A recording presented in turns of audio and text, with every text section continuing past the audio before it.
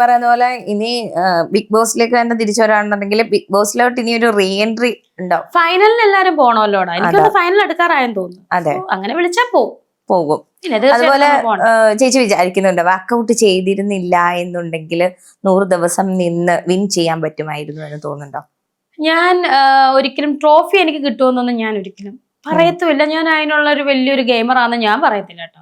പിന്നെ കുറച്ച് ദിവസം കൂടെ നിൽക്കുമായിരുന്നു, കാരണം വോട്ടുണ്ട് കേട്ടോ. ഇപ്പം ലാലേട്ടനാണല്ലോ എവിക്ഷനിലെ പറഞ്ഞിട്ടുണ്ട്. അദ്ദേഹം പറഞ്ഞായിരുന്നു ഇതൊരു പ്രത്യേകതര എവിക്ഷനാണ്, ഇദ്ദേഹം നിരന്തരമായിട്ടുള്ള അഭ്യർത്ഥന ക്യാമറയുടെ മുന്നിൽ ചെന്ന് ഒന്ന് പറഞ്ഞു വിടാം പ്ലീസ്, എനിക്ക് സഹിക്കുന്നില്ല.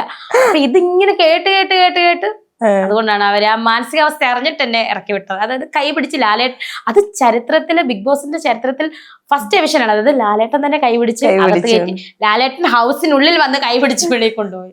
അത് ഭയങ്കര എന്റെ ലൈഫിൽ ഏറ്റവും വലിയ ഭാഗ്യമാണ്. ലാലേട്ടൻ പേര് ചൊല്ലി വിളിച്ചു, രേണു, ആദ്യം റെനു